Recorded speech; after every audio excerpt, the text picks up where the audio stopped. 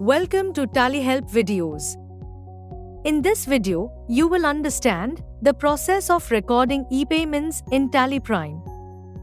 The facility of e-payments in Tally Prime makes payments to your vendors or suppliers simpler.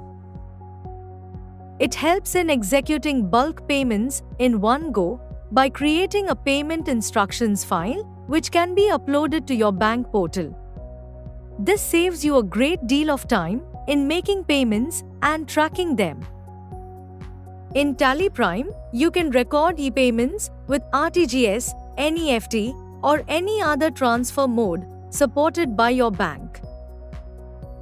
Thereafter, you can process the payment with the bank. This facility makes the payment process easy, hassle-free, and accurate. It also helps you build better relationship with your suppliers. To start making e-payments to your suppliers, you first need to set up your bank ledger. Consider that you have an account in Kotak Mahindra Bank through which you want to make e-payments. From Gateway of Tally, alter Master and select Ledger.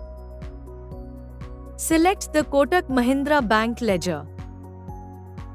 Ensure that you enter the account number, IFS code, and client code. Now, let's set alter the bank configuration.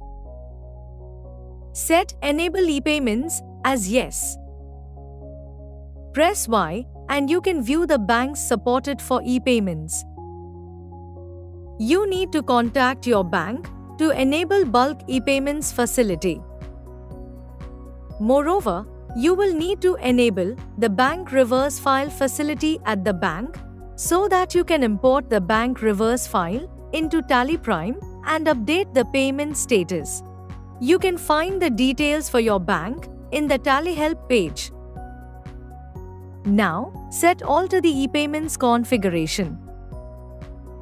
Consider that your bank follows the system of product code. Let's specify the product code based on the payment type. Enter the product codes for payments. Press Ctrl A to save. Specify the path for all the files related to e-payments. Press Ctrl A to save the configuration. Now, press Ctrl A to save the ledger. Now that we have all the necessary details in the bank ledger, let's proceed to record an e-payment. Press Alt-G and select Create Voucher. The voucher type can be payment, contra, or journal as needed. Consider that you are making e-payments through a payment voucher. Select the bank ledger. Now, select the ledger account. Enter the amount to be paid. Now, press Enter on the voucher amount. In the bank allocation screen, the transaction type can be e-fund transfer, e-check or EDD as supported by your bank.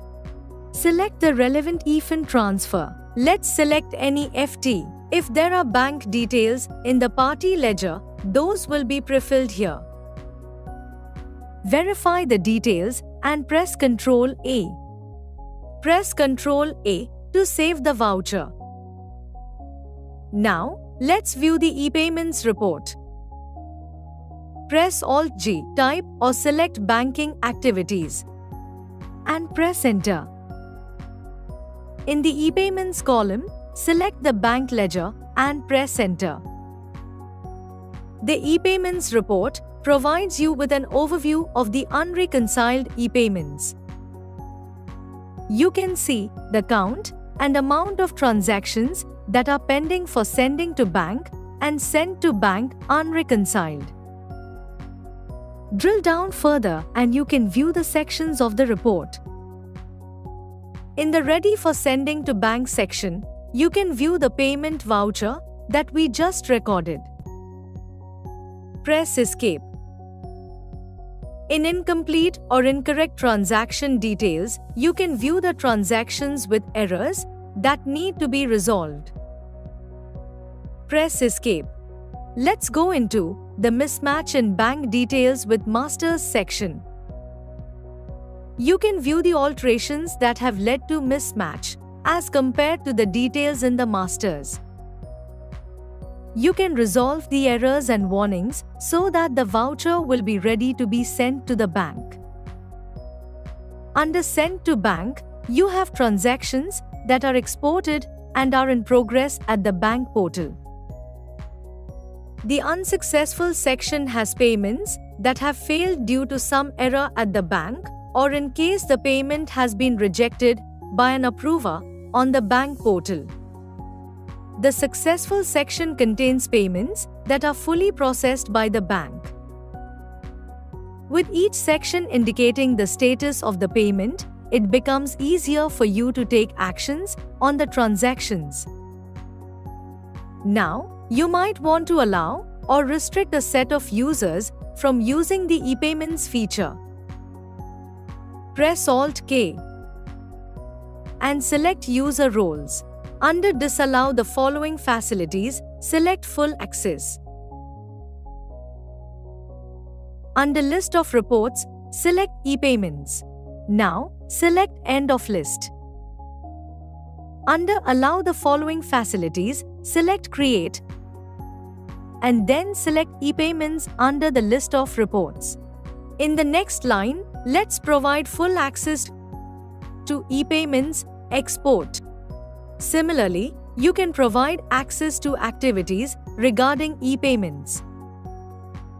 To know more about the user access to activities, you can watch our video, How to Restrict or Disallow Users from Performing Certain Activities in TallyPrime. As you saw, in TallyPrime, you can easily set up your bank ledgers, record ePayments, and know the status of ePayments. Moreover, you can also restrict or disallow users from performing a few activities. Thank you. On any screen in TallyPrime, press Ctrl F1 to learn how to complete the task. You can also WhatsApp us for assistance. Subscribe to Tally Solutions channel for the latest videos.